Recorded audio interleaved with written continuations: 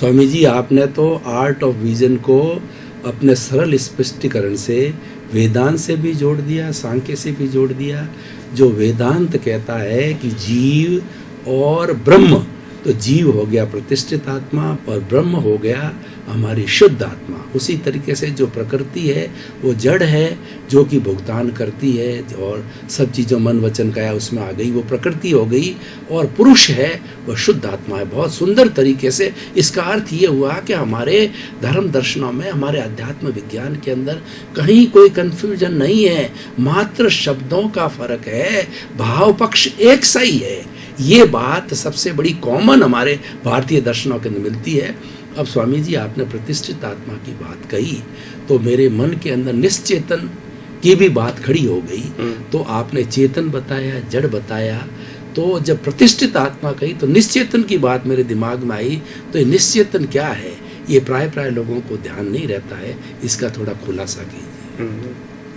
देखो, निश्चेतन शब्द है, निश्चेतन का मतलब होता है जड़, और चेतन का मतलब होता है आत्मा। और प्रतिष्ठित आत्मा को बोलते हैं मिश्र चेतन। तो निश्चेतन चेतन का दूसरा नाम है मैकेनिकल चेतन। ये शरीर जो है वो निश्चेतन चेतन है, यानी चेतन जैसा लगता है मगर उसमें कोई स्वतंत्र पावर नहीं है, मैकेनिकल है। तो उसका दो नाम है, मैकेनिकल चेतन या तो निश्चेतन चेतन। दूसरा है शुद्ध चेतन, जिसमें मैकेनिकल कोई है नहीं, कोई अंश नहीं है। और तीसरा जो है वो मिश्र चेतन है, शुद्ध चेतन, मिश्र चेतन और मैकेनिकल और निश्चेतन चेतन। तो मिश्र चेतन जो है उनका बहुत बड़ा हमारे जीवन में रोल या तो योगदान है। तो ये जो मिश्र चेतन है वहाँ पुरुषार्थ है। कैसे वो पुरुषार्थ करते हैं, मैं आपको पूरी प्रोसेस बताता हूँ। आत्मा वो चेतन है, उनकी प्रकाश की हाजिरी में जो मिश्र चेतन है, जो प्रतिष्ठित आत्मा है, उनके पास जो समय जैसा ज्ञान है वैसा ज्ञान का उपयोग अंतस्करण में करते हैं। अंतस्करण का मतलब होता है मन, बुद्धि, चित्त और अहंकार। तो ये मन, बुद्धि, चित्त, अहंकार जो प्रतिष्ठित आत्मा में है वो लाइव है। कैसा है? लाइव, जीवंत है। और दूसरा अंतस्करण है वो डिस्चार्ज के साथ जुड़ा हुआ है, वो भी मन, बुद्धि, चित्त, अहंकार है, उसका भी नाम अंतस्करण है, मगर वो डिस्चार्ज अंतस्करण है।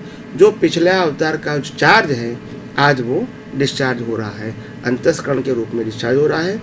और बाह्यकरण के रूप में स्पीच और एक्शन है। यानी डिस्चार्ज के अंदर 6 चीज है, मन, बुद्धि, चित्त, अहंकार, उसका एक नाम है अंतस्करण, और स्पीच और एक्शन उसका एक नाम है बाह्यकरण। ये 6 चीज डिस्चार्ज है।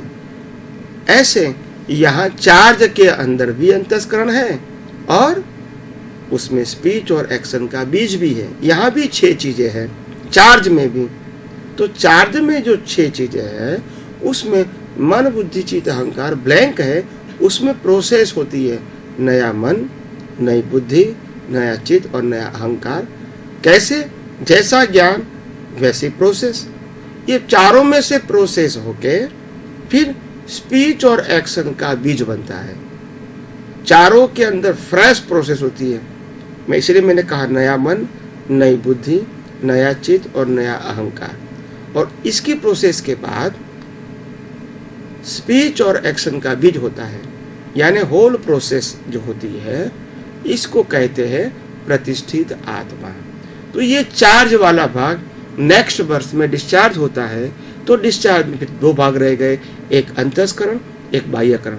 तो बाहर जो कुछ क्रिया करना है उसके लिए अंदर प्रोसेस तो चाहिए, अंदर मन भी चाहिए, बुद्धि भी चाहिए, चित्त भी चाहिए, अहंकार भी चाहिए, तभी हम स्पीच और एक्शन बाहर व्यक्त कर सकते हैं। तो यहाँ चार्ज में भी ये 6 चीजें हैं और डिस्चार्ज में भी 6 चीजें हैं। तो ये जो चार्ज है, चार्ज प्रतिष्ठित आत्मा, इसके अंदर अगर आपके पास सही आध्यात्म विज्ञान है आपकी दृष्टि में, तो नया मन नहीं बनेगा, नई बुद्धि नहीं बनेगी, नया चित्त नहीं बनेगा, नया अहंकार नहीं बनेगा और स्पीच और एक्शन का बीज नहीं लगेगा।